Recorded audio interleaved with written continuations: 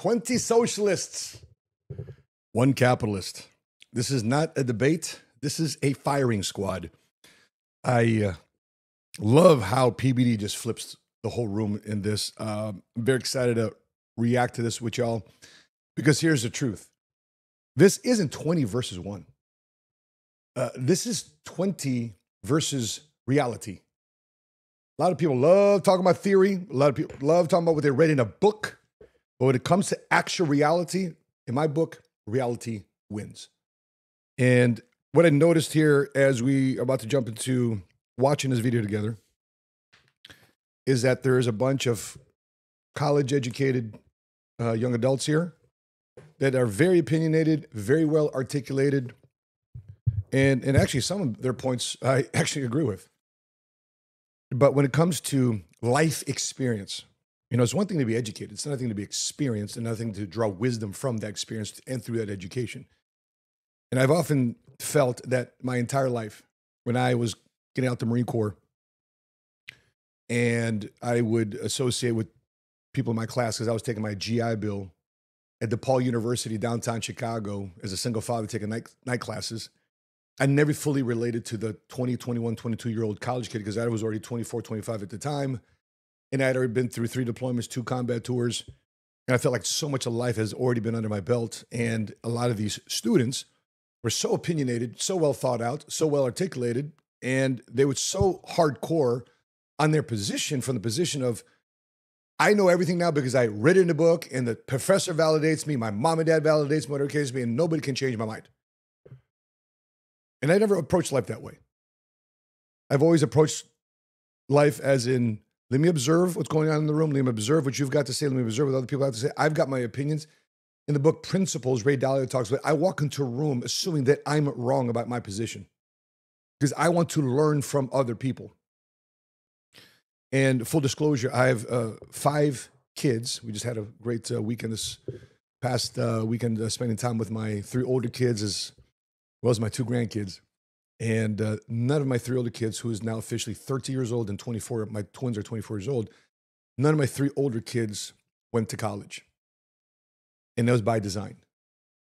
And after watching this, you're going to figure out why that was by design. Not only did I avoid this mentality that's in this video, but also the student loan debt that goes along with this, which causes my children to be in a position where they're fighting for every dollar that they have because every dollar is going to debt, student loan debt, cost of living, inflation, etc. So let's go ahead and watch this together. And before anybody comments, you know, scam or MLM, because I'm seeing the comments already about Patrick Bet-David, let me stop you right here. Scam artists don't have a $300 million exit. You know, sell a company for $300 million to billionaires, people who have boards around because you're running a pyramid scam, which is a big claim here. We'll review that. We'll go through it. But scam artists don't get integrity marketing deals and become partners with that company led by Brian Adams. Scam artists don't train thousands and thousands and thousands of life insurance agents to enter the life insurance industry, start creating a life for themselves by being a scam. You change people's lives. You issue actual life insurance death benefits, actual annuity payouts to clients because your insurance agency sells an actual product and service and doesn't make its money primarily because of recruiting fees. And you're going to see a lot of that in this chatter of how this room attacks Patrick Bet-David. And I'm not just reacting to it as some YouTuber or 7-figure squad type guy. I'm the guy who built PHP with him. I came in year 6 at a company had been around for 5 years already. We came in the beginning of year 6 in January 2015, and we took the company to a different level. And previous to that, I was already in the life insurance industry, selling life insurance, selling annuities already for 12, 14 years. So I already know the game. I've been around the block many, many times. I know the insurance industry. I know how this is built. And I know what the opportunities are inside the life insurance industry. So as we roll the tape and we see what happens when 20 people who've never built a business go head to head with our founder of PHP Agency, a host of Valuetainment, and a man who has changed my life. So, all right, let's talk about claim number one, that incentive drives capitalism. Let's take a look at this.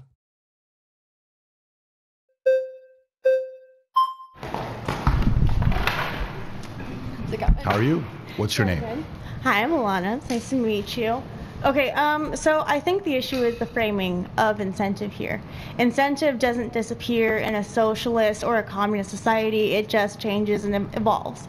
So we see in capitalism the incentive is obviously monetary gain, maybe even collecting capital itself through land ownership. In a communist or a socialist country, you would see incentive would just evolve into, I know it's a vague term, but the common good. You have an incentive to do your chores around your house because you don't want to live in a filthy house, right? That makes sense. It doesn't have to be just monetary. So you don't think monetary incentive drives people, or you're saying that people should be excited to do their job, whether they're getting incentivized for it or not? That's what you're saying. People will be incentivized to do. Give me a case study. Give me a case study of that worked. Give me one case study. We don't even need to look at case studies. We can just look at charity work. Well, why don't we actually look at a case study? You got two countries, North Korea, South Korea. One is communism and one is capitalism. Yep. Yes. North Korea's GDP last year was $23 billion. Are we judging countries' values based off GDP that's and not because what that's they a value job. for Freedom of speech. You can't, humans? like, if you lived in North Korea, you wouldn't be able to do what you're doing right now. You wouldn't have a voice. In South Korea, I'm gonna give you stats. In South Korea, their GDP is $1.7 trillion. South Korea is also owned by like 5 companies in total in the entire 70 country. times better you think than that's North something Korea. to live by? If you aren't employed by the top 5 countries, you are practically unemployed in the country. Do you like to be free? I'm not going to be free in a country like South Korea where I'm only employed in 5 companies or no job. Do you like to be free to call somebody out like me? Do you like to be free where you can have a strong opinion? Do you like to be free to have your dreams? I like to be free, but that's why I'm anti-capitalist. Well, maybe you are That is why I'm anti-capitalist, because capitalism removes that choice. There is no real incentive of capitalism because the incentive is survival. When you get into communism, the incentive is for the common good. I love that. I got an offer for you before we move on. By the way, let me just go over this. There's some tenets about capitalism I want to make sure people understand. Here's the thing about capitalism. Capitalism means you're free to buy, free to sell, free to win, free to fail. Everybody loves, and by the way, they love capitalism. They're wearing products and services on a YouTube channel that was built by capitalists. They're in a country that was built on a system of capitalism where, again, you're free to buy from whoever you want to buy from. You're free to sell to whoever you want to sell to who's going to buy your product. You're free to win in business, win with your decisions, and also you're free to fail if you don't bring value to the marketplace. And when people have this feeling of entitlement, that I'm entitled to freedom, one of the things I love about the military, when I served 8 years in the Marines, and I did travel to other countries, and I did put myself in harm's way voluntarily because I signed the enlistment contract. And I allowed myself to serve this country, to be used by the government to go into harm's way. When I realized when I was in Somalia, I realized when I was in Kuwait, when I realized in Iraq, when I realized when I was deployed overseas, thank God there's America. I remember coming back from deployment, first thing we did as soon as we landed in El Toro, Marine Corps Air Station El Toro in California, I kissed the ground. Thank God for pavement. And when you're looking at this, I'm wondering if this person has any context. Oh, South Korea is only owned by 5 companies. Far different than North Korea. But by the way, let's take a look at this. Have you seen the map of North Korea? Let's look at this. North Korea and South Korea. Okay, nighttime. This is what goes on between capitalism. Here's the night shot, a fresh look at the night picture between North Korea that's on the top, right here, okay? South Korea filled with light and life at night. Dark at night, light and life at night. What a clear picture of the difference between communism, socialism, and capitalism. Right here along the parallel. And when you're looking at this opinion, it blows my mind away. The entitlement that I'm not going to be free because only 5 companies in a company or country of South Korea And they are growing too as well. You got to understand that some of these countries are still very, very young. A lot of countries are hundreds, thousands of years old. America, we're babies compared to these guys. South Korea is babies compared to this. Africa is a baby compared to many countries that have been around. The different countries within in the continent of Africa are so young compared to the rest of the world. And so I want to hear what Patrick here has to say. Let's go and review this, because he made a compelling offer to this young lady. If I were to give you your $2,350, which is the cost to renunciate your citizenship, and I paid you your first class, flight to whatever communist country, and $20,000 of spending money, communist country. Would you give up your citizenship to go to that country? Whichever communist country you want to go to. Yeah, Cuba, we can give you Venezuela, we give you North Korea, any one of those you want to go to. Choose any one of them, I'll give you a one-way ticket, and I'll fund it for you if you want to. Thank you. Yes. Oh, so she didn't have an answer. Not only was Patrick encouraging her to play that card, but willing to put 20 grand in her pocket to go wherever she wanted to go. And yet she still couldn't name a communist or socialist country. If being in America is so doggone bad, why don't you take that 20 grand, young lady, and go to a country of your choice? Because you're free to make it right now. We'll see how free you are when you finally get the country you decide to go to. And I'm just curious, for those of you watching this in the comments, what do you think is a socialist country? What do you think is a communistic country? What do you think out there isn't following the system of capitalism? My friend John McGuire, who's had me on his podcast from Toronto, California, Canada, excuse me. He came down a couple Wednesdays ago. And he came down flying from Toronto to come to my Cigars, Wealth, and Whiskey event. And he told me, man, listen, bro, I make $100,000 a year. If anybody in Canada makes $100,000 a year, I think the taxes are 47%.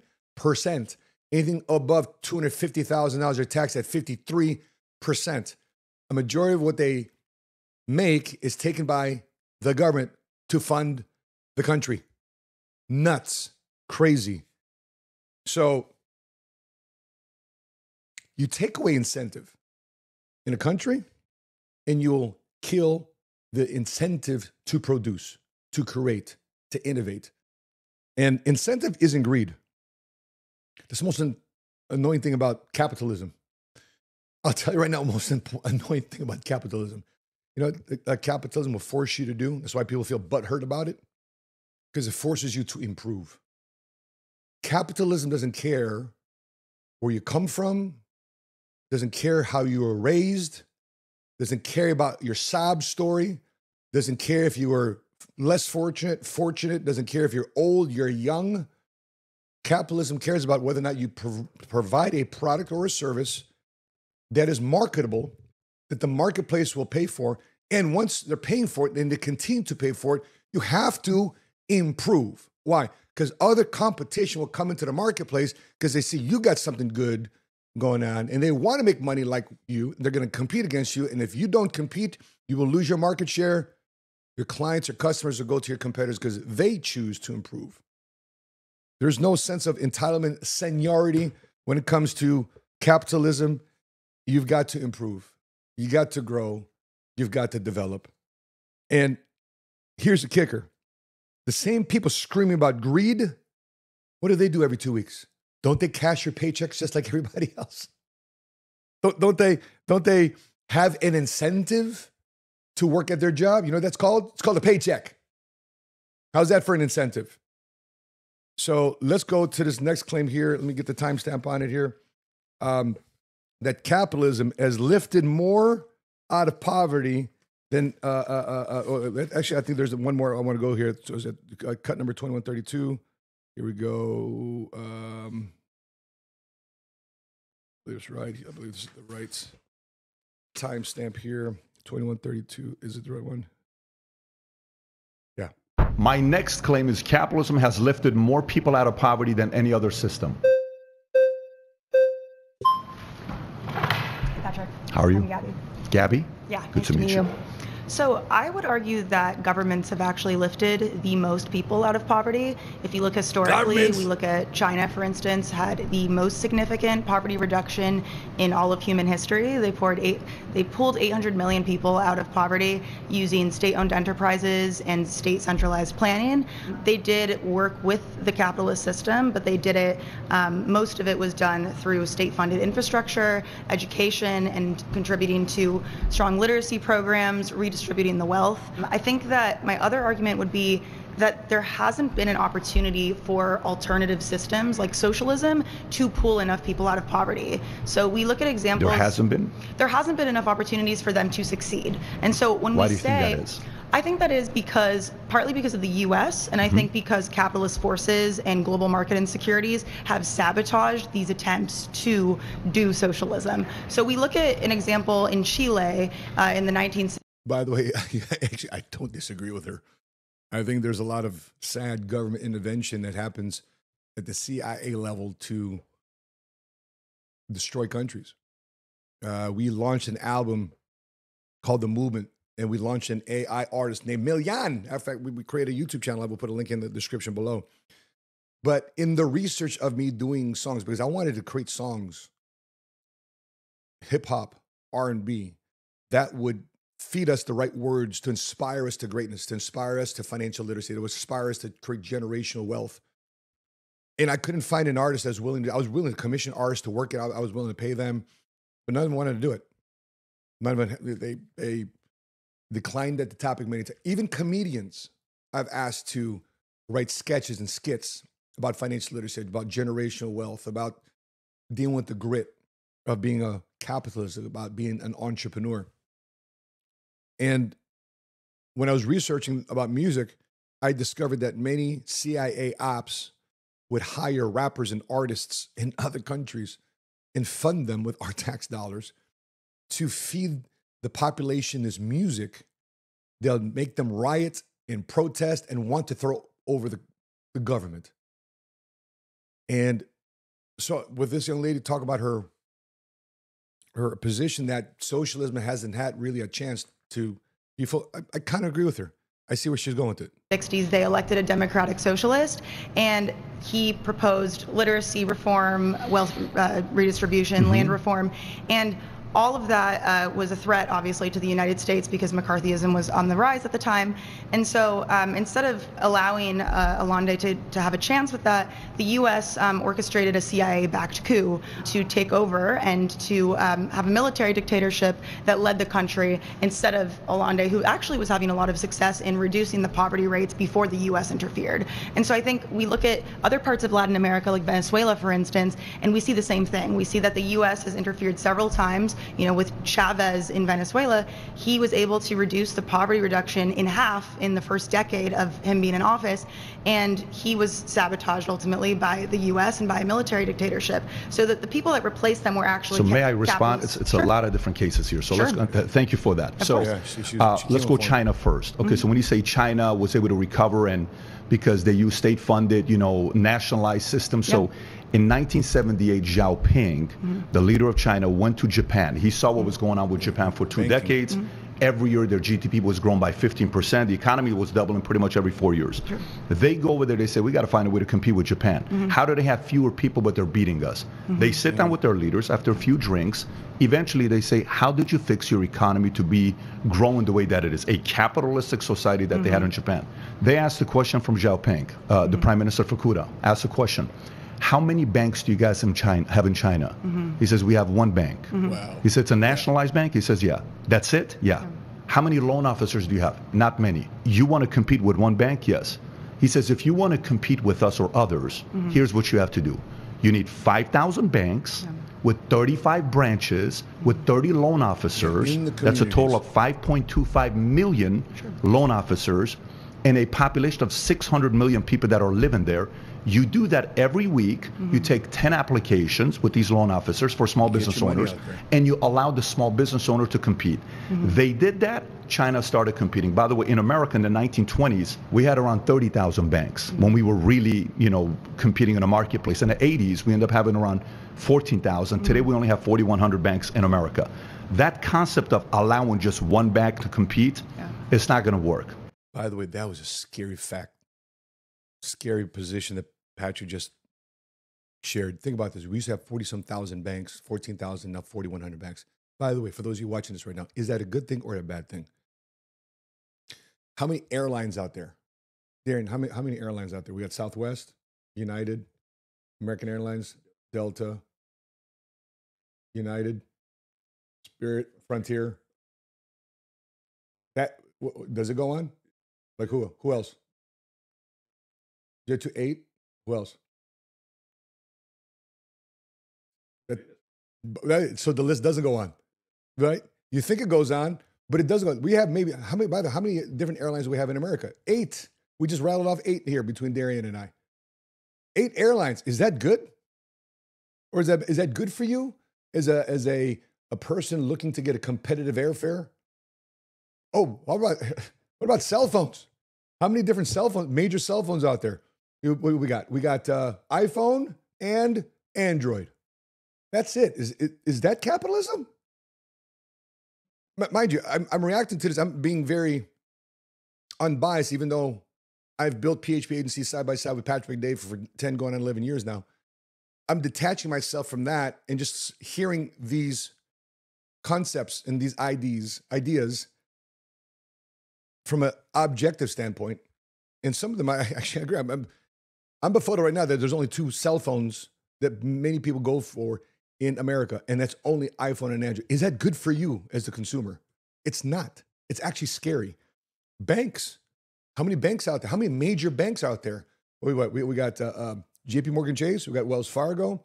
We've got Bank of America. There's a smaller regional bank, right? But very few major national banks. Is that good or is that bad? That's horrible. Because you want competition, which capitalism incentivizes to work out better for who? Not the capitalists, but who? The consumer. You. I want a competition.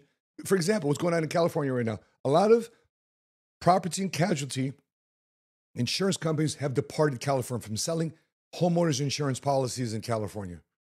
Why? Because they're paying out too much claims in California. Too many claims in California to the point that they can't keep up and do business in California. They can't collect enough premiums to stay in business and earn a return on their portfolio to be a sustainable, thrivable insurance organization. So therefore, Allstate, State Farm, all these guys, either limited or completely, Geico completely moved themselves out of California. Is that good for the California homeowner? And now the only homeowners insurance available is funded through the state.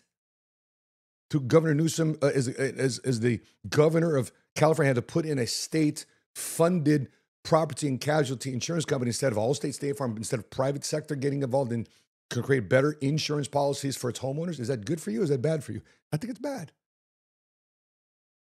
Based on the fact that there's less competition you want more people competing for your business, so therefore your dollar stretches and you get more bang for your buck. Let's continue here. China takes on the idea from Japan. If I can interrupt you, I mean, I think that they start growing with certain capitalistic philosophies. I think you're thinking about this in very capitalist terms, which makes sense. You're a capitalist, but because it works, that's the idea. Because it's produced the results. You're only thinking about these scenarios in a situation where market mechanisms are in place, and this is the problem that I have with so many capitalists: is they can't exit their worldview and try to see a world where socialism could be in place because they don't understand the untapped potential of socialism. And I'm a democratic socialist. I think that we need to build forward towards that with reforms, and I think we need to work with the government. I don't think that we should abandon the state. I also don't think that we should give state elites the complete control over society. Absolutely. I do think that we should work with the state to instill these reforms and then eventually erode capitalism. But unfortunately, socialism has had hundreds of years thinking in terms of to produce results, and it hasn't worked. Do you know why it doesn't work, though? It's been sabotaged. It's been sabotaged, yes. Or it's because it forces people to do something they don't want to do? Does capitalism not do the same? No, capitalism gives you there's 7 million people in this country who have to work multiple jobs just to get by. I have to work multiple jobs for a season. They're forced to do that because either they do that or they starve. So if the options are to work or to starve, that's not freedom, that's economic coercion. Wait. She just said it's either you work or you starve. That's not... Forget capitalism for a minute. That's life. That's life. From scripture, a man does that no go work, doesn't earn his food. He's not worthy of his meal. I mean, how do you not think that it's either work or you start? Well, we all have to work.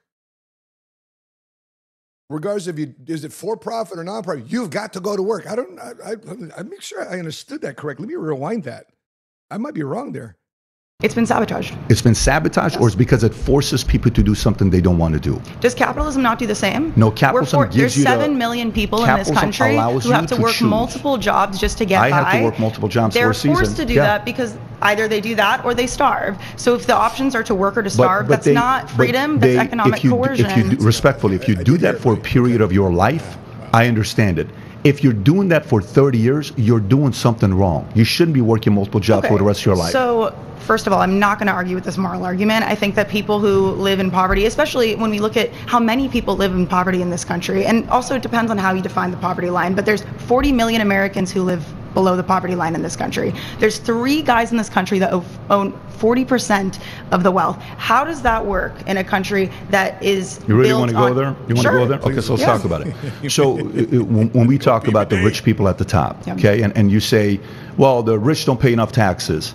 Do you know what the bottom 50% of taxpayers in America pay towards the revenue that the government gets in taxes? Let me guess. I bet she doesn't even know. I bet she doesn't even know, but yet she's pointing the fingers at rich people. She's pointing the fingers at millionaires. She's pointing fingers at billionaires. She's pointing the fingers at people that have elevated themselves to the top of the economic food chain. And by the way, 83% of all millionaires, guess what? They didn't inherit it. Like Patrick, myself, our friends, our colleagues that we built with, we've earned it. We weren't inheriting it. We didn't get it from somebody else. We didn't have a rich family members to give us an inheritance. We're given a shot here in America due to the system called capitalism, baby. I was on WIC at one point. I was on government assistance at one point. I was asking for help with childcare at one point through the government. I was on Medicaid as I was in California. Yeah, I was in the military on top of that. I was such at a below poverty level in the military that when I had a family, I realized I can't afford to live in California. But instead of complaining about it, I'm like, holy shit. I'm like, wow, how do I actually make the math work? I worked a second job, worked a third job, because that's what a man had to do. And when my buddy said, hey, once you could go for WIC, and my buddy's wives would tell us about these things, we did it for about 30 days. We did about 60 days, but I was just annoyed going to Albertson's grocery store right there in Red Hill in Tustin with a bunch of stamps, going through a line, one by one. We had to scan our milk, and we had to scan in our cheese, we had to scan in our cereal, we had to scan, and everybody behind me was huffing and puffing. We were taking too damn long. Maybe that was symbolic for me saying, you know what? Because I'm leaning on the system and I'm able-minded and I'm able-bodied, I'm holding everybody back up. Maybe that was symbolism for it. But when Patrick is going through this scenario about capitalism lifting people out of poverty, I don't have a college degree. Patrick doesn't have a college degree. We built this company. We sold it for $300 million. We weren't complaining along the way. And guess what we were doing? We were finding ways to innovate and grow using data, using smarts, using intelligence, using strategy, using structure, using accountability to improve. To have the reality that we have today without expecting, without feeling entitled to anything. This young lady comes across like she's in, like America's supposed to be entitled to give you certain things outside of life, liberty, and the pursuit of happiness. That we're entitled to a living wage or something like that. Do you know what the bottom 50% pays? Tell me. 2% of taxes. Do you know what the top 1% pays? There's been several years. Do you know what the top 1%? Do you know? No, hang on a second. Taxes. This is from the IRS. I'm not writing a blog from Huffington Post. This is not Daily Beast. I'm telling you the story. The top 1% pays 42% I'll say this, the top 1% is about to pay a lot less in taxes because of the provision that just went into Trump's, your guys' big, beautiful bill. Yeah. Thank you so much. Thank you so much. By the way, my wife and I, we just cut a tax check, multiple 6 figures. We paid a tax check of over multiple 6 figures, and my wife and I were celebrating because why? Because when you're paying tax like that with multiple 6 figures, along with the tax strategist you're in business with, to help reduce what you owe in income tax, and you still have to cut a multiple 6-figure check, we were like this. You know why? Because obviously something is going right in our life. And here's the coolest part. The people around us are being blessed. People around us have jobs. People around us have a place to work. People around us are feeding their families. People around us putting the kids to school in the neighborhoods they want to go through school and feel safe and secure in those neighborhoods because of capitalism. Kid like myself, kid like Patrick, with no college degree, no wealthy family, that we're able to lift ourselves up of our current reality because we refused to exist in that scenario. And capitalism saved our life. The insurance industry saved our life. Not insurance policies, because obviously I'm still here. But the insurance industry saved my life because I was able to build a business through it, not just buy a policy through it. Woo! All right, let's fast forward here to the next cut here. And Patrick's next claim. Let me make sure what cut number 4104. Here we go. My next claim is if all the money in the world were divided equally, it would return to the same pockets within 5 years. Ooh. Woo. That's interesting. Who's What's this? your name? Caleb. Caleb. Yeah. So you just said that you are proposing if we divided all the wealth equally in like 5 years. How would you propose we divide the wealth in that way? In this thought experiment, again, Right. if we're going to give it a serious Right. look, I want to understand, how would you propose that happen? I hope you realize this is just a question we're asking everybody, right? But if you take all the wealth, which is around $500 trillion, okay, give or take, you divide it by 8 billion people, Okay. it would be around $62,500 each. Within 5 years, the people that don't know how to handle money themselves, they would lose it all. And within 5 years, the same wealthy would get the same amount of money. As someone who certainly doesn't make that much money, I'm willing to take that as a gamble just for fun. Right, I'll be sure. honest, but Yeah. at the same time, like, okay, Great. So you take that $50,000. Let's say we all start from zero. We just put all the money, take the money from all the rich people and evenly distribute it to everybody else. I think the number they found in the fact check was about 50 grand each. Here's my next question to you. Who's your first phone call? What's your next move? What's the move with that seed that you have there is 50 or 50 some thousand dollars that you got redistributed to everybody else? Or you just use that seed to consume?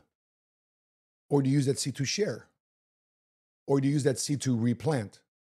Or do you use that seed to find ways to exponentially multiply that seed to set 50 grand because 100 grand becomes 200 grand, 200 grand becomes 400, et cetera, et cetera? Or do you just consume? You don't improve. You just eat, consume, take away. And guess who you consume with? The people that have a business, the people that have an asset from that same $50,000 is offering food, it's offering hunting equipment, it's offering farming equipment, it's offering shelter, right? It's offering blankets for your family. The people that have that money are spending money with who? People that offer good services to help everybody's lives become easier and better. These are capitalists. These are entrepreneurs. These are people who look into a marketplace, find a problem, create a solution to fix it, and guess who brings them money? People with seed, people with money. And you can either be a continued consumer. And by the way, I consume, but yet I also am an entrepreneur, so multiply. And I have a different perspective of money. I look at money differently. I don't look at money as a status symbol. I used to. I look at money as a way for me to use it as a tool. And so, looking at this guy right here, I'm just noticing a common theme amongst all the other 20s here. I have a feeling that none of the 20 here has a family, has kids. They're just coming out of college. They're out of this indoctrination facility known as the universities. Typical universities out there, I guess. That's why reason why I didn't put my kids through school. I didn't want to fund and finance my kids through college education because I didn't want them to turn out like this. And now my 3 older kids, they've got businesses. They got, of course, they go through the ups and downs, but thing is, they don't have the debt monkey on their back or the entitlement or victimhood mentality on their back. Now they have other things on their back, but not these things. okay, so you're just now claiming that people who don't have wealth don't know how to manage it. And that's fair because a lot of them have never had it before. So what do we do to basically ensure that people like myself who are currently, thank you to the United States, thank you to the state of California for giving me medical insurance to get blood work, for giving me food stamps so I can have food. I've applied to, I don't know how many hundreds of jobs. I can show you the receipts. I can show you the email confirmations. Like, I am trying my best to use my values with the freedom that we have So if here. I gave you a job, you would work 40 hours a week? If the job is in alignment with something that's noble and good, I think I could. The issue is, and again, you may say that this is a personal weakness, but like right now, substitute teaching, tutoring, trying to help in that way is making it so that I'm able to scratch by. Yeah. But without the supplemental income and the help from the society of people who make more money, but let's, I'm going to not have enough if I food. may, I want to address something which you made a point that I agree with. On why don't some people create wealth? In my family, when I was growing up, and I was telling this young lady over here, when my dad was a cashier at a 99-cent store, we've never owned an insurance policy before. My parents, we've never owned a house before. I've never lived in an apartment with a swimming pool before. We've never had a 401k, stock, mutual fund, none of that stuff. I had no clue how money worked. So for me, when I got out of the Army with a 1.8 GPA, out of high school, I went straight to the Army because I didn't know how money works. If you look at our system today, in high school, we learn about a lot of different things. They don't teach us about taxes, finances, mutual funds, stocks, bonds. Colleges don't even teach a lot of that right now. So Do you work come in out. a high school? Did I work? Yeah, my wife's got a degree in finance. She spends 1 hour with our guys on how we help clients. And she goes, babe, I learned more in 1 hour with your guys in my 4 years at the University of Pittsburgh with a finance degree, because she realized she's studying corporate finance, not personal finance. Now, on that same thought process there, it's very easy to see the last 4 or 5 years that if the education system wanted to, they can introduce a curriculum to you right away to teach you a topic. Let's just fill. By the way, in the comments, what topics do you think the education system has forced us through their introduction to public policy in the public school system of what we should be learning the last 4 or 5 years? Put it in the comment section. I'm curious what you'd have to say. In the last 4 or 5 years, what has the public education system integrated into our curriculum for our children to learn? Put in the comment section. I'm curious of what you would say. Now, here's a question for that. Has it been financial literacy? Has it? We've seen the last 4 or 5 years, if the public education system wanted to integrate a certain specific, an agenda into our system, does it take years to integrate it and put it in there, or does it take right away? Does it get injected right away into our school curriculum? How come they haven't injected financial literacy into our school curriculum? Here's why. The 3 biggest things that you and I buy, that most people buy in their entire life: a house, a car, college education. Do most people buy those things cash? No. Do most people buy those things, acquire those things by acquiring debt? Yes. Listen, I'm not trying to shove the Bible down your throat, but you know this is a faith and finance channel. That in Proverbs, King Solomon said that the borrower is servant to the lender. So, have you ever lent money to somebody and they pay you back?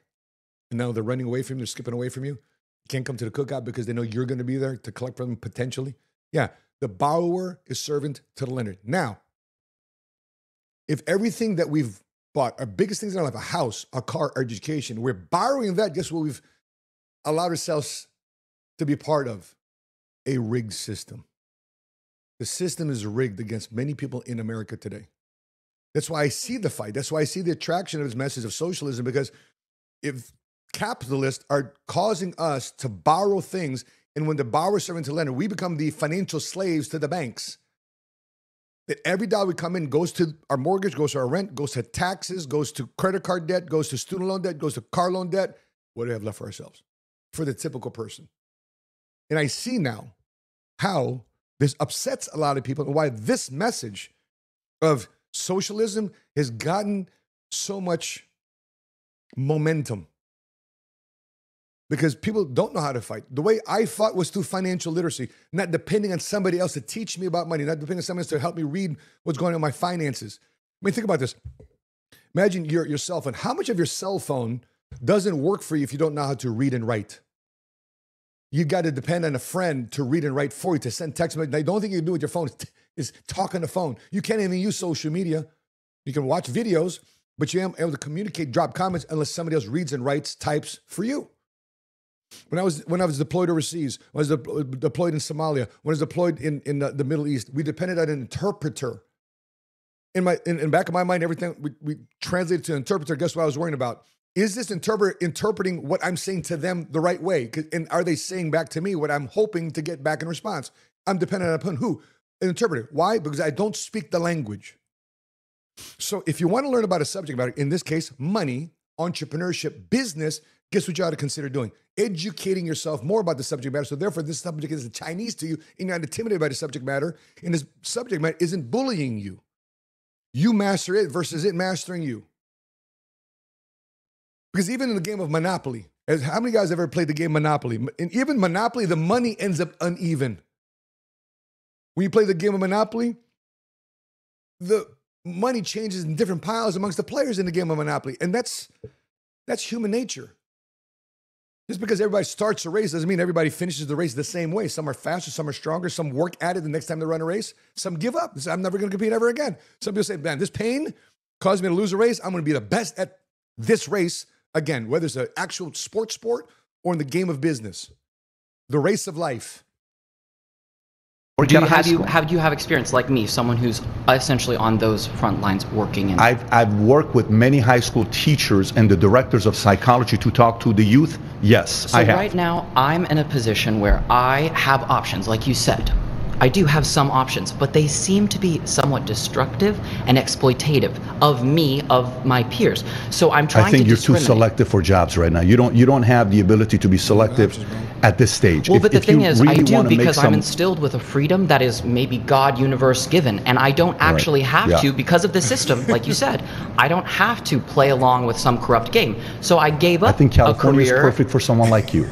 Well, thankfully, California agrees. But you mentioned earlier in a previous discussion that we have free speech, we can say what we want. Right. But the thing is, have you been punched on the train for how you look and how you... Stop it. He's asking Patrick this question. He's literally asking Patrick this question. Let's go. How you share your ideas? Do I look like an American too? Do you see this nose? No, I'm just asking. I'm Middle Eastern. You know what's happened to this guy? You know what's happened to me when I was discriminated all over the place? Do you really feel like that's free speech if you're being I don't mind punished it. By people who have prejudice against you? I don't mind it because I understand there is risk that you may be disrespected. They're like here, I've been disrespected here many times. I've been offended here many times. A lot of you are coming here finding a way to attack me and tell different stories. I'm okay with that. I don't want to attack you. You're being very respectful. I'm not talking about you. But what I'm saying to you is, when you say, have you ever been punched in the face on a bus? You don't want to hear about what things has happened to me because of the way I look. Because I feel like I don't want to use that. You've been through a lot of trauma in your life, and now you're kind of clinging to things. I'm not. What I don't want to do that. I have my son is sitting right here, my 13-year-old son, my 4-year. I have 4 kids. I bring them everywhere. I want them to see that it's okay. People are going to disagree with you. You have to be comfortable with this. All the time. You are with 13-year-olds all the time? Because of... You can imply many different things. Okay. For a second there, I thought we were getting shut down or something. All right, let's continue to march, man. And that is your right. But what I'm saying is right now, I care deeply about having a good experience. The incentive that I feel is for peace and prosperity. I respect it. And again, I'm using my freedom now, but the issue is you're saying we have all these options, but whenever I tour the globe, I see franchises that have monopolized pretty much everywhere. So when you talk about options, it's really, there's these select few people who have this infrastructure that's really... Okay, so I'll just be mindful of whatever YouTube's going on, not stream it forever. But that guy's claim, man, I was just writing down some notes here.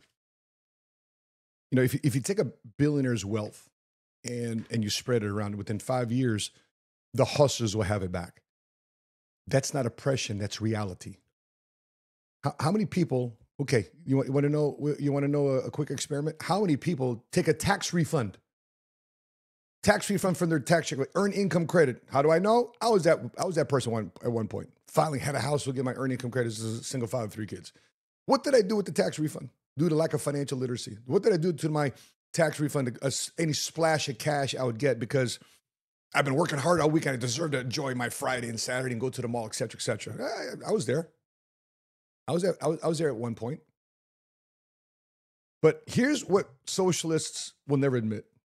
If you level the playing field, the ambitious will still rise.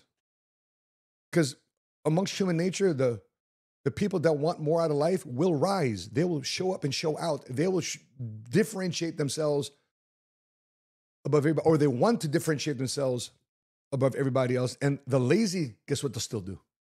They'll still complain. And again, back to scripture. When scripture says that there'll always be the poor, there's always going to be the rich and the poor. Why? Is it because of lack of financial opportunity? Perhaps it may be in those times.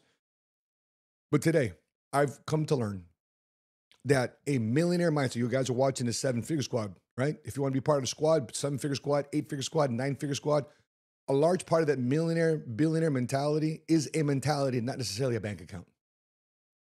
Your desire to advance financially has less to do with the condition of your bank account versus the condition of your attitude, the condition of the way you see the world.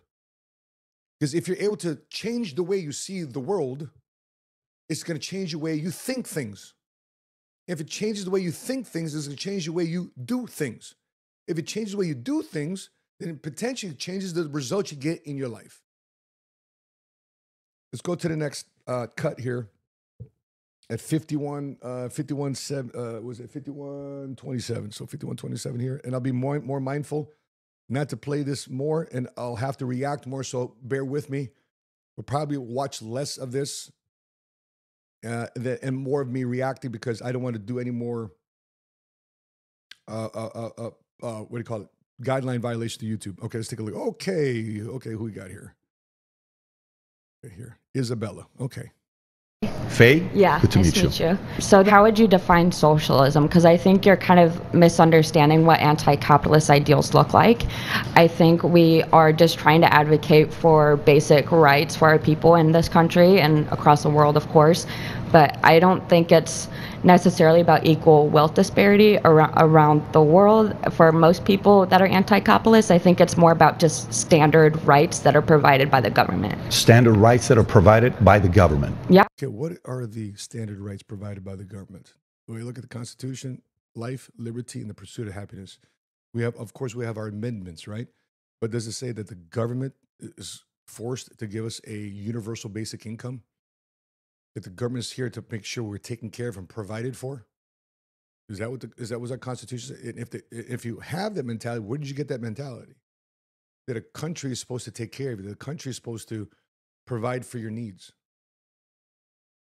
The last time I checked, everything we have in our life is because we want to earn it. We were supposed to get it, not because somebody puts it on your plate. And if you don't like what you're earning, if you don't like what you're making, guess what? You've got to improve. Back to the whole tenet about capitalism. And I feel my family, I feel like I won the lottery ticket. Why have I won the lottery ticket? Because I'm in America.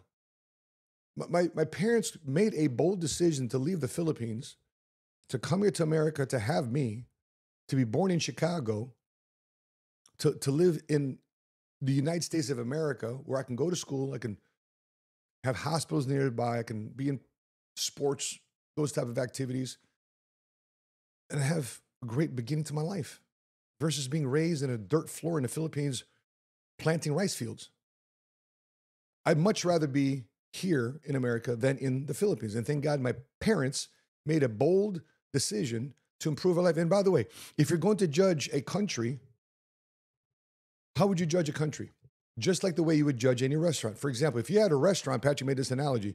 If you had a restaurant and the line was around the block to get into your restaurant, there's a waiting list, 2-3 hour waiting list.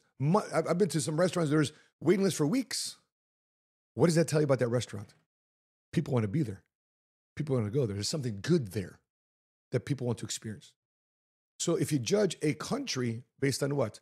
The number one line in the world to get into from other countries, regardless of what people think about this nation. My barbershop I go to, I have a bunch of Venezuelans in there. And it's my once a week time for me to learn how to speak Spanish with Google Translate. And they're so appreciative of leaving Venezuela to come here to America. And what I do is I believe tithing is in jest, charitable giving is in just Sundays at church. Whatever these guys charge me, I double it. Because they made the decision to make a journey from Venezuela to come to America to build a life and raise a family and start from scratch all over again. So whatever they charge you for their haircut, I double it, 100% tip. Why? Because I honor that immigrant journey of coming to America where there's better opportunity for your family. And I want to support your desire to fight for your family. And I'm going to be a repeat customer of yours because that's my job as an entrepreneur, to not make a lot of money, but also spread the bread, to invest into other businesses. Not because the country owes you anything. Oh, I lost it here. 40.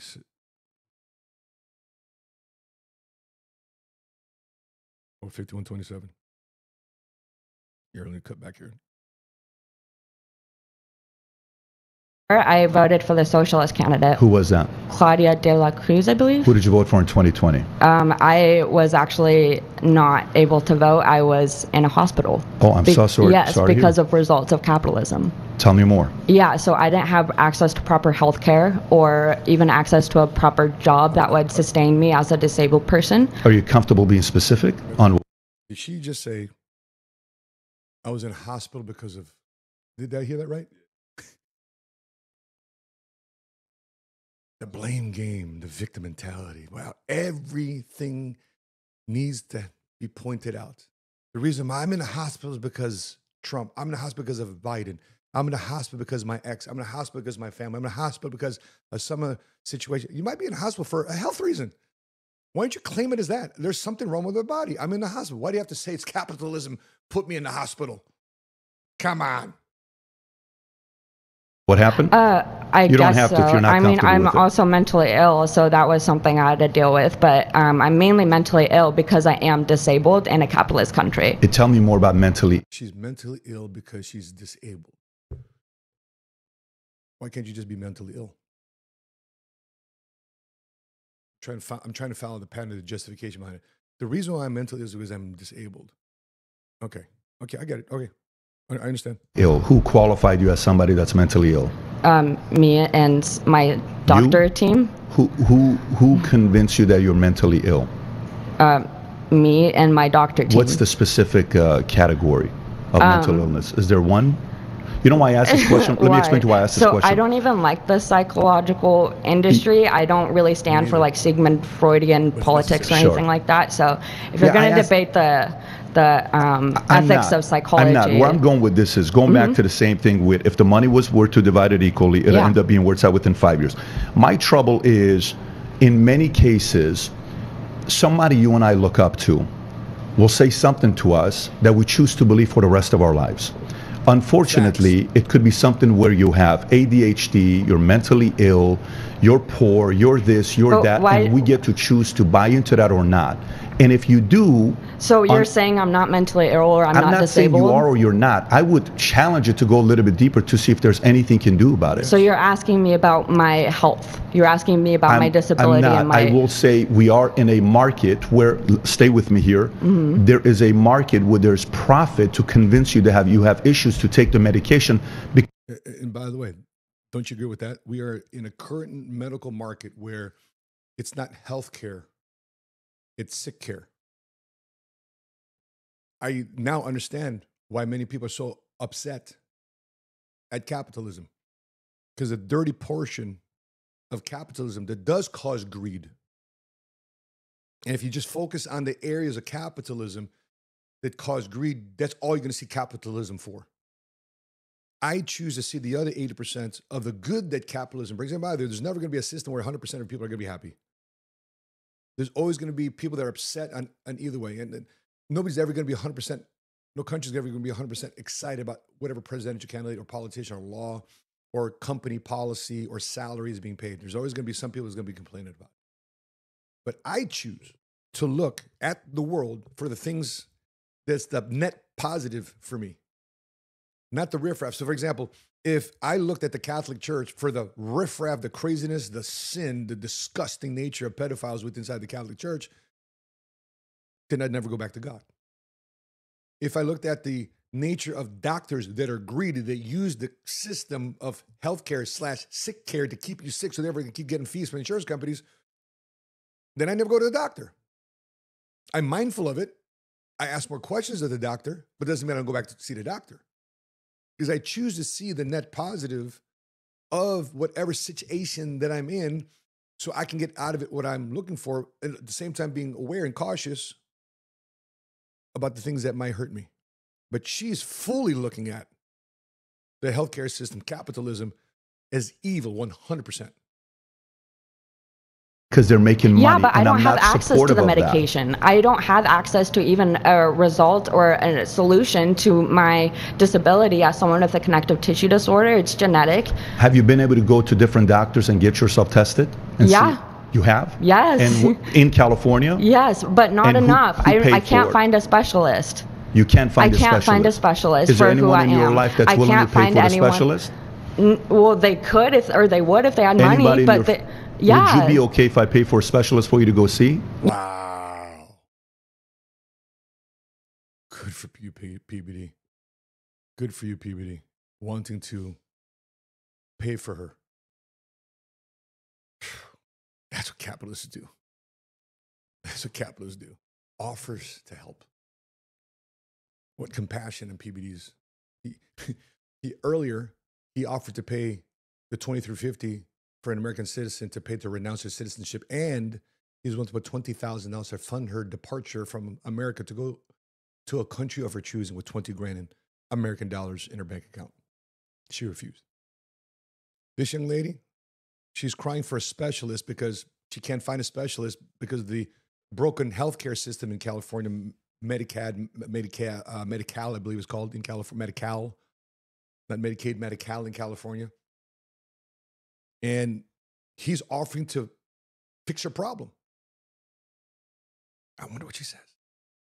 Let's take a look. Yeah. Would you take money from a capitalist to help you go see specialist? I mean, yeah, sure, why I'm not? going to have you go see two. Where do you live in California? Yeah. I'm going to have you go see two specialists. But would you also be open to seeing somebody else I choose as a psychologist that may... No. You're not. No. So you simply- choose as a psychologist. I You're would- choosing who gets to determine what No, my what mental I- health looks what I- like. what I- No. Okay, then I wish you nothing but the best. Yeah, so I think... All right, What just happened there? Patrick offered to pay for her health care. And the psychologist portion of it. Patrick's willing to pay for her health care. And I think she may have understood, or Patrick may have shared that incorrectly, to pay a psychologist of my choosing. Or maybe choosing of him paying the bill, not necessarily the actual doctor of his choosing. But right away, instead of saying, Patrick, thank you for your willingness to help me. See, when there is a presence of blame, entitlement, and victimhood, there's also the simultaneous removal of gratitude. He was offering to pay. Not once did you say thank you. And by the way, the guy that he was offering a job, or the Departure of America, offered to pay. Nothing. No gratitude, no thanks, no appreciation. The gift horse is looking at you right in the mouth, ready to bless you. No, I don't want to see a psychologist. I get, but if that's the barrier of entry for you to get physical help with your body, to figure out what your disability is so you can have a better quality of life, why wouldn't you take it? Why wouldn't you seek ways to improve? So the rest of your life, you can be happy. And he's wishing you nothing but the best. She had help right in front of her, and she turned it down. Unreal. Thank you so much. Yes, anytime. All right. Let's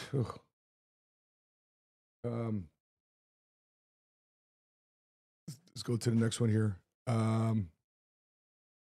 This cut right here.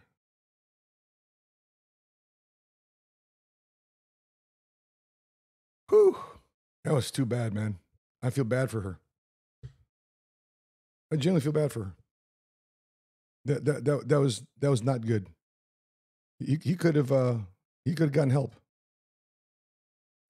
There's one here. I think I fast forward here. Here it is. Did we do this guy already?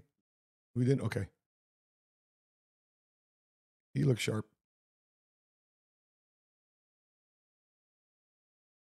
So just to give you a little bit of my background, I come from a divorced family, and we lived below the poverty level from the time that I was born until now, frankly. So I'm one of those people that you're talking about that isn't pulling themselves up by their bootstraps enough, which, like, I didn't have boots to begin with, and, like, I don't know if you've ever had boots, but, like, legs are load-bearing structures. I relate. And, like, you can't really pull up a boot when you're wearing it, you know? So where exactly am I failing when I am working 80 hours a week, I am taking the only jobs that will hire me. I have put in 477 applications over the last 2.5 years. Not even gotten a call back once. Why do you think? You tell me. You're a job creator. But I don't know your resume. You know your life better than I do. Why do you think you have not gotten a call back on 477? Because I do not have a degree. Okay. Because I do not have a degree, because I could not afford one. Okay. I live in an area where the physical job market is very limiting. Where do you live? I live in rural Texas. Okay. So in that, Well, move. Everybody's like, move to Dallas. Everybody went to either the big cities of Houston, Dallas, San Antonio, Austin. Move. In the town that I grew up in, for instance, there are 8 jobs, period. Does your family live there? Mom, dad, everybody's in that same city? Everybody was at one point. Okay. Most of them are dead now. Okay, sorry to hear. It is what it is. It's poverty. You know, we're kind of used to that on this side. Kind of used to that on this side. You're not used to death on the rich side? Like people that are rich don't grieve because loved ones die? I can tell this guy's grieving. But it's kind of like a helplessness. Woe is me, everything's happening to me. I'm the one who's got all these problems. I'm the guy who's got all these issues. My family started dying away. Listen, ultimate sympathy and empathy. But do you think you're the only person in life who loses people? That loses a loved one? That has setbacks in life, that sends in a resume and people don't call back? And instead of you getting better and inquiring why, after 477 resumes submitted, and you don't know why people aren't getting back to you, you're not calling the companies, you're not emailing companies and asking them why, is there a receipt of my resume for a job? After 477 tries, you haven't adjusted to see what you can do differently with your resume to figure out, it's just my resume. You should hire me. You should send me an interview. Back to the entitlement mentality. Why do you feel like you're a victim? Why do you feel like you're a victim? Why do you feel like the way you speak, like, you know, you're the victim where all this happened to you? And only because I exist and things happen to you, and as such, things happen, and that's why I say that they happen to me. You're a good-looking guy. Why do you think you're a victim? Why do you think you're somebody that's got into a situation because it's not fair what happened to me? Let me give you a couple options. Sure. Are you open to leaving the city you're in? I've already left it. So what city? I've left multiple cities. So if somebody else gave you a job in a different place, you'd be 100%. willing to move there? 100%. Okay. On your resume. On your resume. It says that. What do you have on your resume? Skill set. What do you offer? Transportation expertise, logistics expertise. You consider yourself a hard worker? I mean, I feel like 80 hours a week. That's a hard worker. Sure. How about we do this? How about I interview you and I give you a job? Would you move to Fort Lauderdale? Ooh, man, that's Florida. Sure, why not? Would you move to? I love it. I love it. See, that's what capitalists do. They find a problem, they offer a solution, and offer somebody to want to buy. This guy's blessed. He offered a young lady $2,300 to leave America with 20 grand. He offered to, as a capitalist, to pay for somebody's medical bills. And now here, I love it. Patrick's offering a job. Patrick's shooting a shot as a capitalist because he understands that everything that he's been given is from the big man upstairs. And Patrick is just a steward. Just knowing Patrick over the years, he knows he's a steward of the talents and abilities because he does not want to lose the favor of God in his life. And how do you lose the favor of God in your life? When you think that everything you've done is because of you. I'm him, right? Instead of him being him and blessing with you. Awesome. I love seeing this happen. Sure, why not? How about you and I document this? After this, you come, I do an interview with you, and I give you a job. And let's see what you do 90 days later. Okay, and I'll look up your company and all that kind of stuff, and I'll see it. But you see what just happened regardless, right there? But watch what you just did. Sure. You just said you applied to 477 companies who's not gotten back to you. Yeah. A business owner who's hiring aggressively just made an offer to you. You said you're willing to move. Then you said, I'll look at it. You became selective. I didn't say I'll look at it if you'd let me finish my sentence. Go ahead. I want to hear it. I would like to look into your company to see exactly what you guys do. You would like to? Because I don't know what you guys do. Okay. So as far as I'm concerned, I may be wasting my time going. If you guys are a finance company, if you guys are a bank or something like that, I don't have the certifications. I don't have the degrees. So even interviewing me would be a moot point. What if I gave you a job, period, to work 80 hours a week? Would you take it?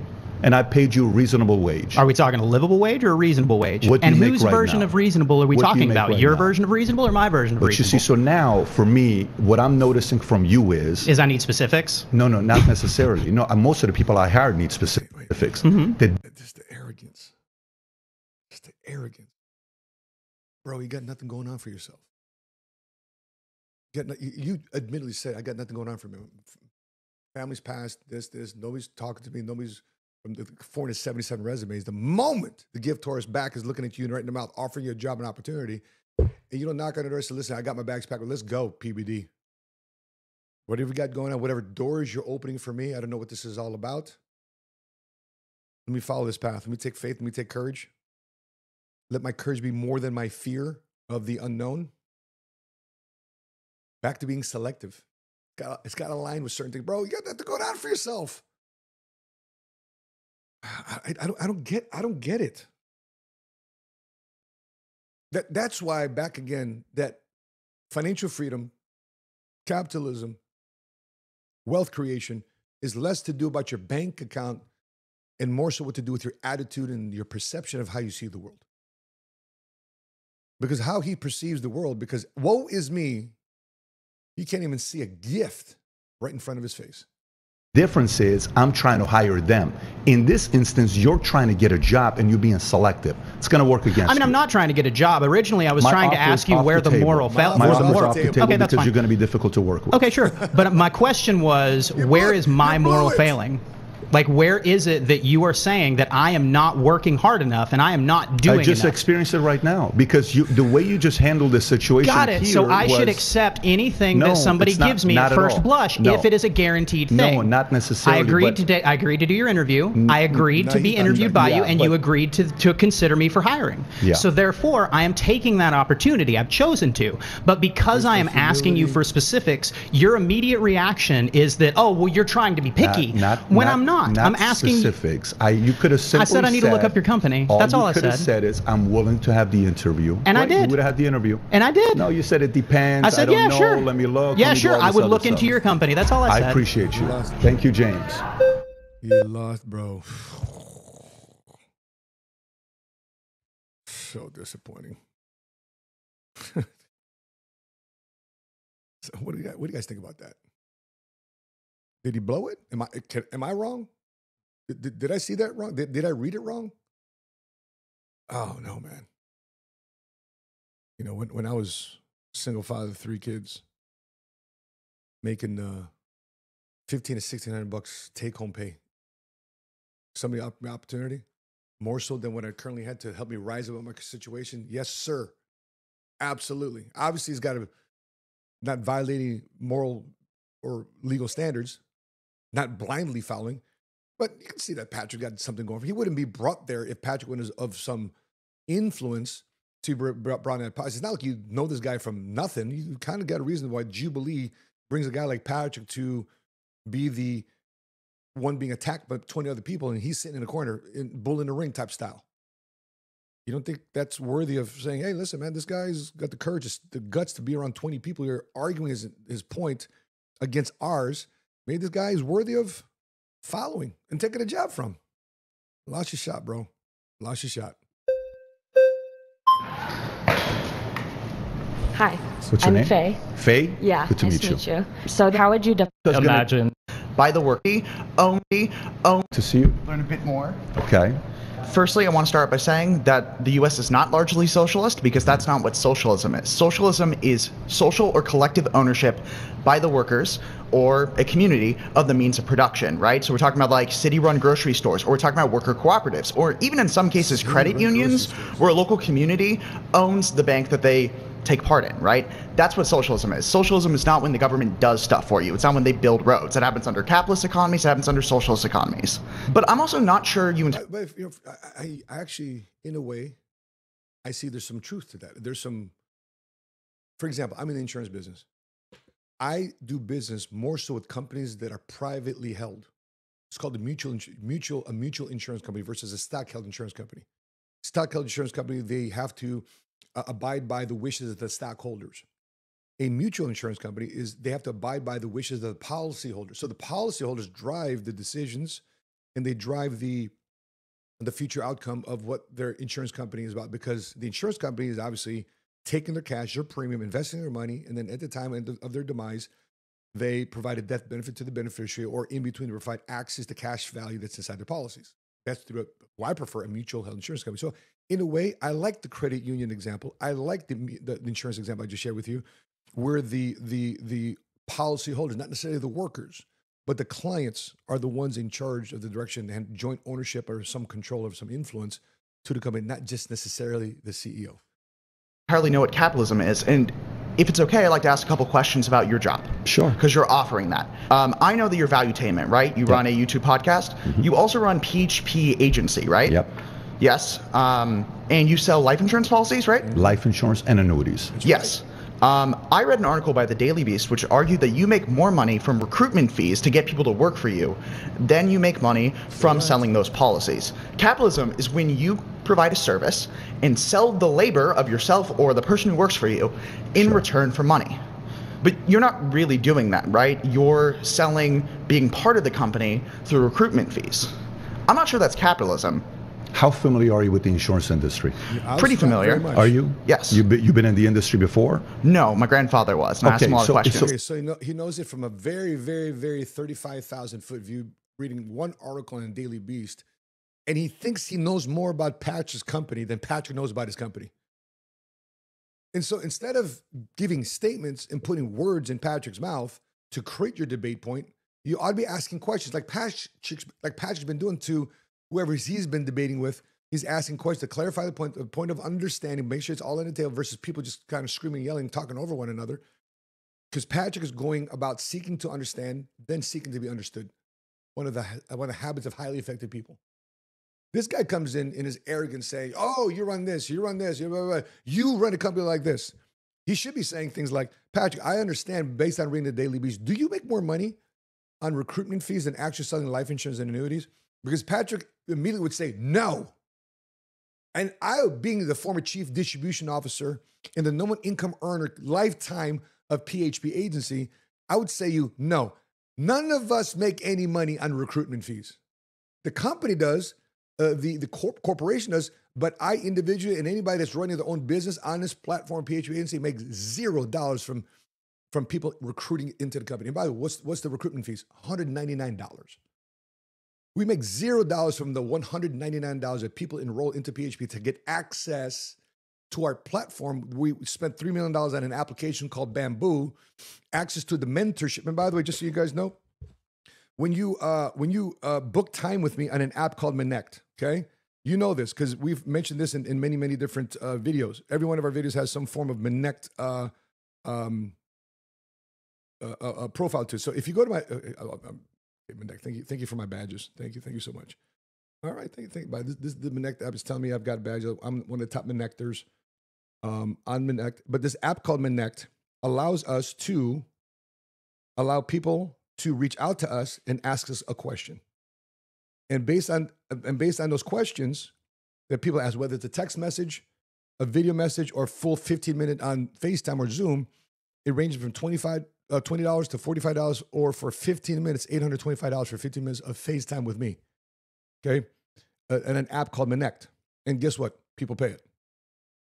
And so when people pay it, let me go back here. Okay. Wait. How come the app won't let me go back to it? Come on, Connect, open up.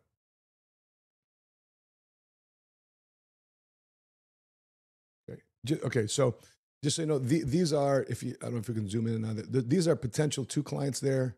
We can't zoom in. Okay. You can't see, but there's a bunch of folks here. I don't know if you can see that. Yeah, right.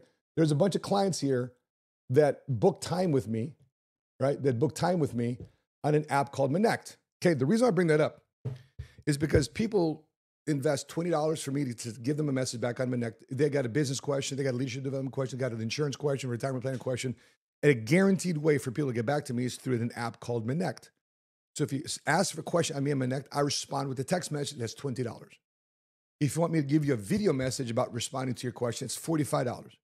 If you want to process an issue for 15 minutes with me, book time on my calendar for 15 minutes on FaceTime on a video call, it's $825 per 15 minutes. Okay. And obviously people are booking time with me. And we got many clients that book time with me here on this app. You see that. Okay. Reason why I bring that up is that once people come into our ecosystem at PHP Agency, they get access to guys like me. Guys like me that make a couple $1 million a year. Access to guys that make $250,000, $500,000, $1 million a year. Access to them, how they run their business, how they look at financial literacy, how they look at generational wealth creation, how they look at leadership development, how they look at building a business, how they look at accessing office lease to lease out for 3, 4, 5 years, access to how to hire employees, access to how to sales and marketing campaign, access to how to run a company, leadership retreat, all those different things. Okay. In fact,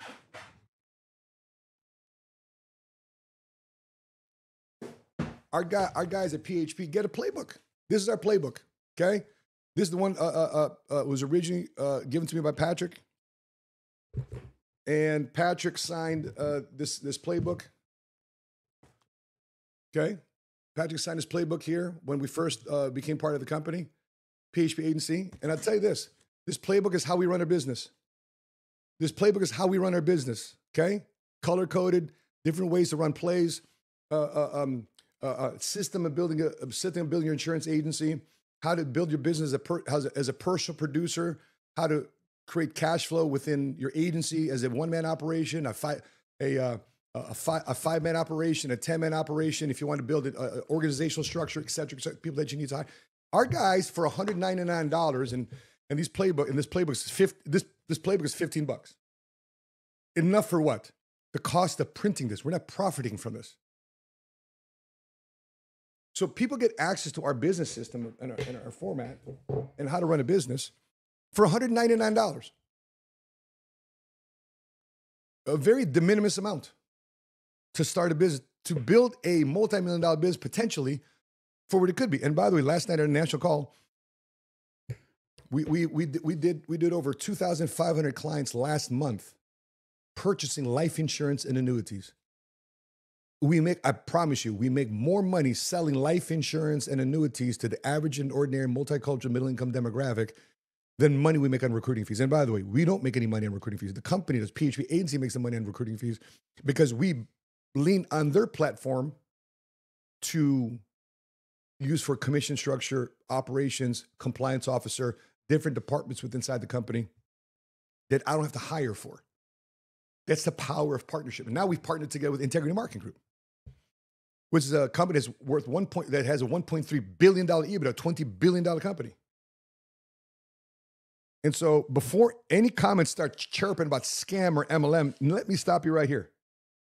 Scam artists like Patrick don't have a $300 million exit. Integrity Marketing Group doesn't cut a $300 million check to a scam. They partner with industry builders, and that's what Patrick Bet-David is. He's an industry builder, in my opinion, a once-in-a-generation leader, not just a CEO, not just a founder, a once-in-a-generation leader. And I've had my wife and I, our family has had the honor of working together side by side with Patrick the last 10 years. Because he didn't just build a company. As you can see, Patrick is changing the game. He is the flag carrier for capitalism in America. And funny how people yelling at Patrick talking about pyramid are working at actual jobs that have an organizational structure that looks just like a pyramid. Boss, manager, employee. Sounds like a pyramid to me. At least this distribution channel that Patrick created, you can climb up and out of poverty. You can make as much money as you want to make. Nobody's capping you. Nobody's stiff-arming you. All right, let's continue. What else you got to say? In the insurance industry, when you're in it, yes, you get paid yes. by selling life insurance policies, and you get paid by selling annuities. Yes. We built a distribution channel of a company right after I left Morgan Stanley and Transamerica. We started the insurance company. We grew it, helping middle-income families who didn't have another opportunity to create wealth for themselves. I just came back from our event in Vegas. Hold on, I'm not sure that's correct, though. It is, though. It's not correct, though, because what do you make more money from? I just came back from. We don't make more money from recruiting. I read the Daily Beast article that did that. I also watched CoffeeZilla's. Patrick's telling you right there. I don't care what the Daily Beast wrote about. Now you're putting words in Patrick's mouth. How disrespectful. How arrogant. Ask the CEO founder that's sitting in front of you, right? Well, I read on Daily Beast. Well, then ask the question. He's trying to shove this factoid that's not even true, destroying Patrick's credibility right in front of him, and Patrick's not buying it. He's deflecting it. With you, where you pulled up receipts that the majority of the employees of your company don't make any money. Here's a question for you. Sure. Bring up CoffeeZilla. Yeah. Daily Beast is a different story. Go to CoffeeZilla. Sure, of course. Do you think if I was worried about my business model, I would go on CoffeeZilla? What do you think? I think it's not really capitalist. Hang on a second. Do you think if I was worried about my business model, I would go on CoffeeZilla? They were actually very strong when they came back after me. We had a 2-hour conversation. Yes. We finished it. It was good to go. We moved on. Their claims that only 1% or 2% make and nobody makes it in insurance, they're right. Most people don't make it in insurance. That's correct. Just like most people who move to California don't make it in Hollywood. So I believe and the most people technical don't make it in term real for when you estate. make more money from getting people to be part of a company than from actually selling a service is called a multi-level marketing scheme. Do you think that that's a fair characterization of your company? Why not? Do you know what multi-level is? Yes, I know. It's where you make more money from, it's sort of like a pyramid scheme, wherein you make more money from getting people to be part of it and selling them to be part of the company. A pyramid scheme doesn't have a product. That's criminal. A multi-level marketing company is more like an Amway, an Herbalife, a New Skin, those companies. But because it pays you. You are making more money from getting people to be part of your company than you are from making money from actually providing a service. That's not true. It's a claim by Daily Beast. By the way, do you know what a quality of earnings is? Yes. What's a quality of earnings? Tell everybody what a quality of earnings is. Do tell. Go ahead. Fair point. The quality of earnings isn't that like the value that's produced from when you make the money? Like how much from the labor that's produced, or am I wrong? What is quality of earnings? I gave you what I think the definition is. Okay. So quality of earnings is I sit there and I want to sell the business to you. Yeah. You make an offer of $250 million. Okay? I tell you, this is my business. Here's how much profit we make. You leave and you say, great, let's make a deal. I'll pay you $250 million. We shake on it. Then you validate whether it is worth that or not by going and paying a big company a few $100,000 to check the quality. So same deal as like having someone look at the quality of the gold that you're going to buy. PwC came and they do a quality of earnings to say, is this company really worth this? They get to make a decision whether the company is truly doing what you or Daily Beast claims to do. The value comes from your brand. It comes from going on podcasts like that, even when they expose the business model, because you're not selling. Do you know what ended up happening? Don't make claims you don't know about. Do you know what you're selling? Do you know what ended up? Wait. How does he ask Patrick, do you know what you're selling? Of course he knows what he's selling. Do you know what you, because it's not going along the narrative that he thought. He was trying to get him with the gotcha. Ain't no gotcha here, bro. Do you know what you're selling? Tell him the actual CEO founder, do you know what you're selling? Of course he knows what he's selling. And not only selling, he also did an exit. After a quality of earnings report, after Oscar De La Hoya invested into the company in 2017 with $10 million. Private equity company invested into this in 2017. Next, 5 years later, a full buyout, full exit, of which my wife and I and many others had stock in the company. And guess what our stock turned into? It's turned into Integrity Marketing stock. And Integrity Marketing stock right now, we have ownership of a company that has a $1.3 billion EBITDA. What an opportunity for every kids like us who never had a shot at Wall Street, who never shot at Silicon Valley, who never had a shot. What a blessing that was for us. And for people that don't understand, instead of critiquing it and complaining about it, and being a victim out of it, they should be asking, how do I get mine? Because guess what? There's plenty, abundance mentality, plenty of room at the table, plenty for everybody to eat, plenty for people to change their back, plenty of opportunity for you to rise up from wherever you're at right now to get wherever you want to go. Not everybody's going to be a millionaire, not everybody's billionaire, not everybody's going to make 100,000, but guess what? You're not going to be broke. If you buy into self-improvement, development, improving yourself, becoming more marketable, so therefore you become invaluable to your company or to your clients. Do you know what you're selling, Patrick?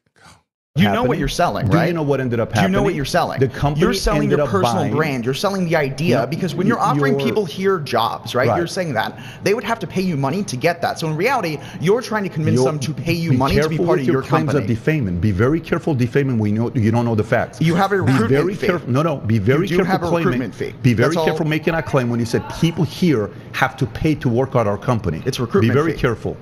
No, Right? those are two different things. Yeah. Yeah.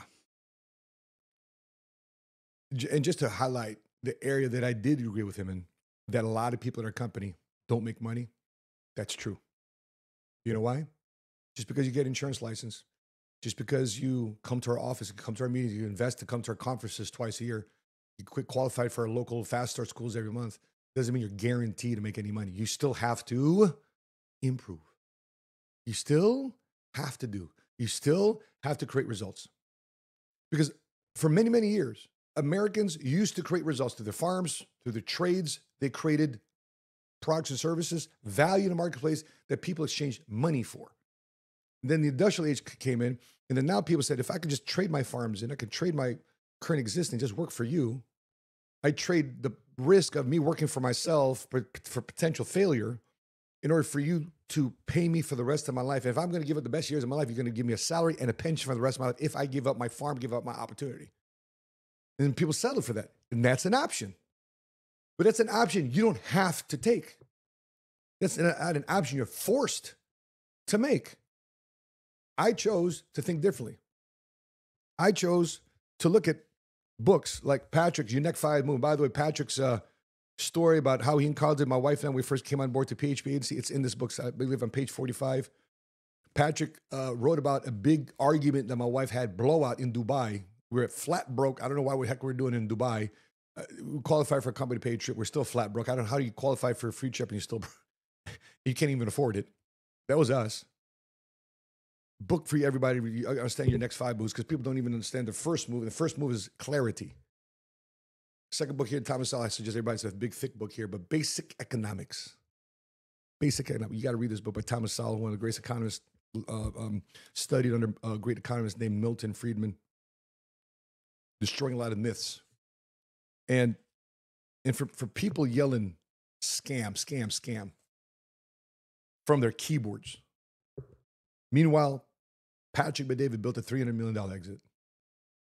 Thousands of agents, including myself, financially benefited from that exit.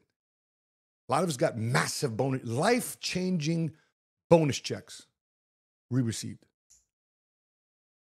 And in a continuing partnership with one of the largest insurance organization in the world, which is Integrity Marketing Group, right here downtown Dallas. But here's the truth. Critics, and I suspect none of these 20 have a family, let alone have their own business. But they love throwing stones at somebody that has. Me, I'll keep building. I'll keep protecting families. And we're going to prove that capitalism works every daggone day. And I'm just curious what your thoughts are, your feedback is. It befuddled me. I'm just shocked at how some people today think like this and refuse to change. I get it when people think like this. I get it. But the refusal to change, the refusal to grow, the refusal to say, I'm going to be active in my own rescue, I'm going to be active in my own development. No, they expect somebody to sit in a lap and spoon feed them their opportunity. I don't get how you get that attitude. And if you continue to follow that attitude, that attitude of victimhood mentality, of woe is me, I'm the only one in my life going through these problems. This is my situation. Nobody's experienced it. I'm the only one experiencing it. Horrible. What I want to share with you, a few of my guys at the office had their reaction to this morning, and I want to play some of them for you about what they thought, because these guys were watching at my office this morning. This is the reaction that my guys at our Monday morning meeting here on Labor Day weekend came into the office, still did the work, still met together. They watched this, they sent it back to me, and I wanted to include them in on this video too as well, because they're watching the same thing we're watching right now. Here's their reaction. Look, notice these are my agents. in the multicultural middle income demographic with various backgrounds, various situation. And now, because we are all thinking differently, shaped and molded by the environment they've created, that capitalism is the thing that helps to raise us from poverty. These guys in this couple clips I shared with all my multiple six-figure income earners, they've never made multiple six figures ever before in their entire life. And now, because they choose to bet on themselves, to improve themselves, to get involved in an industry, to get a license in our industry, to be partnered with our company and our platform, their lives are changing. So let's listen to some of these reactions of what they have to say about their reaction to, about watching some of these people on this Jubilee, 1 Cowboys versus 20 socialists. Here, I think they're just so ingrained in their handout mentality that they can't even realize a good thing when it generally comes their way, and they're so close-minded about anything other than what they've been told and the story that they've been fed their whole life, that if anything even challenges and what they've been told, they feel like their entire existence now has no meaning, because it's going against everything they've fed and they've believed in their entire life. And that's why they're just so close-minded. You can't have a conversation with people that are just closed off. You have to at least be willing to be open-minded about different opportunities and different ways to think. By the way, here's Kendrick. Kendrick comes from a mental health background. He's got a master's degree in mental health, went to Grambling State. The gentleman that's speaking right here, that's Andre. Andre retired as a firefighter and paramedic in South Florida, now here in Dallas. Allison Saldana here. She former corporate America. She's a distance runner, mother of 2. Gabriel and Lorraine Santos here. He speaks French. Was born and raised in Canada. Has a language company. Okay. This gentleman all the way to the right, retired Dallas Police Department detective. And all of us, what do we have in common? We love capitalism. We love entrepreneurship. We love what America has done for us. Here's Kendrick. I believe that's, yeah. Because we was taught that capitalism was bad. And from a viewpoint, some of it is true, because America was founded on, America was built on African Americans' backs during slavery. So I understand the mindset, knowing our history, but we also have to understand the opportunity now. Does that make sense? Yeah. So I understand when I go into the community, I go into RI and understand why I don't downplay it, because I understand the mentality and I understand the truth. Yep. And there's people in our company that wants us to erase that history. Absolutely.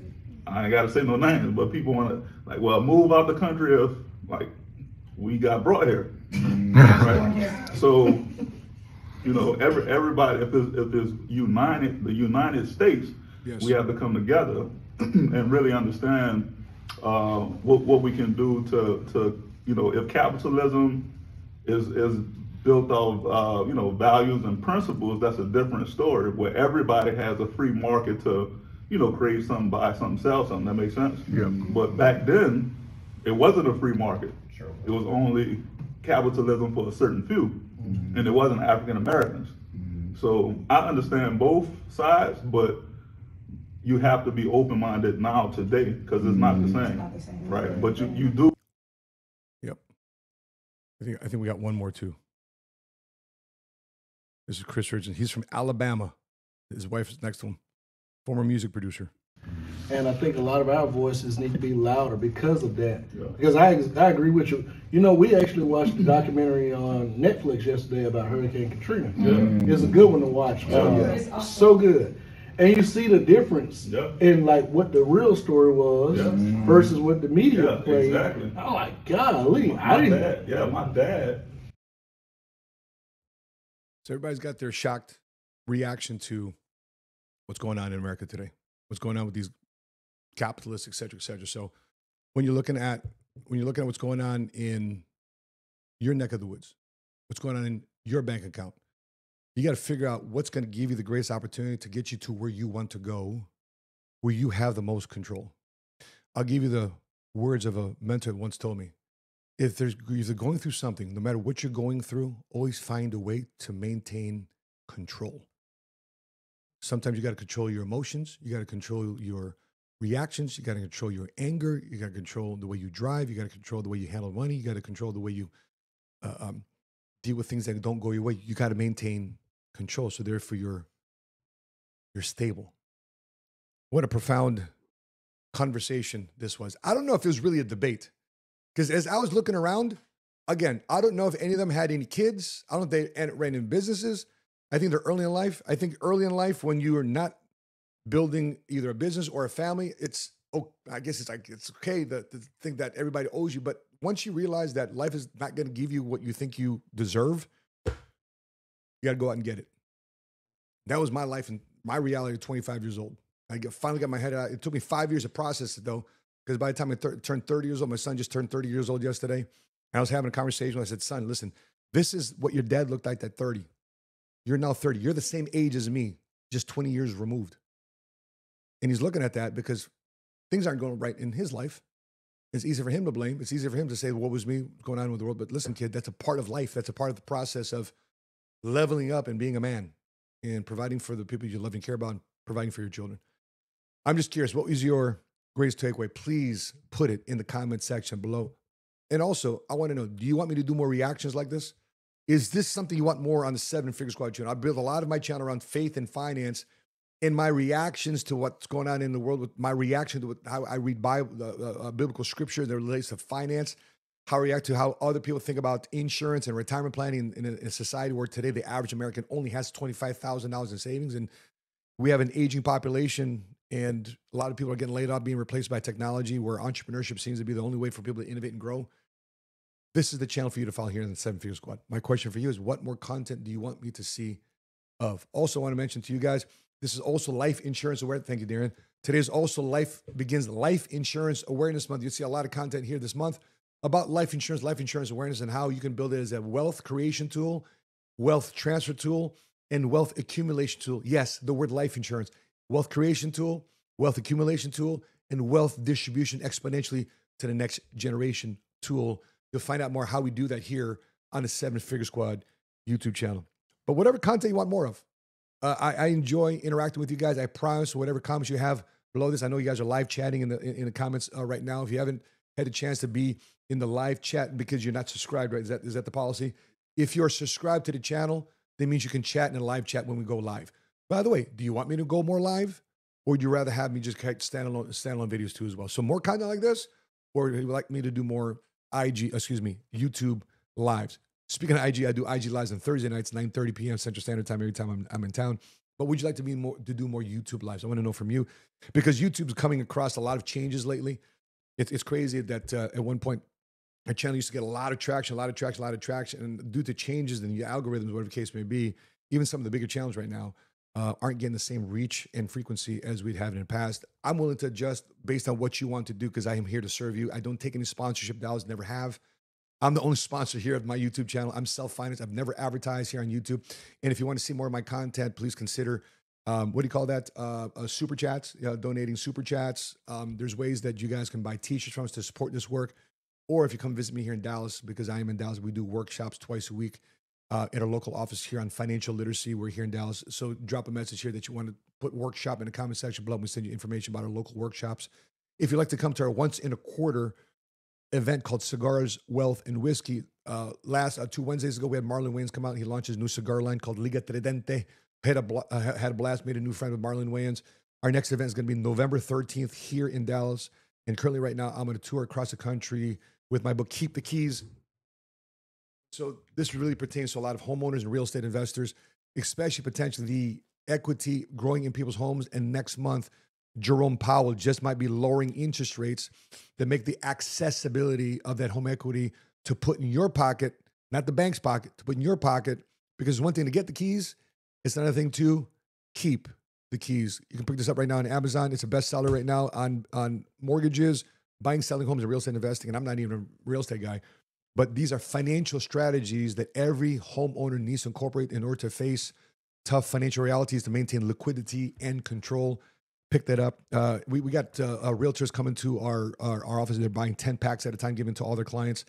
I got financial advisors, insurance agents buying 10, 20, 30 books at a time because they want to give it to all their clients. And I'm also being invited to a lot of different real estate offices across the country to train real estate agents, loan officers on these strategies, because we want to avoid what happened 07, 08, 09, which is people losing their homes due to foreclosure, lack of liquidity, lack of control, lack of the ability to refinance their house away from an adjustable rate mortgage.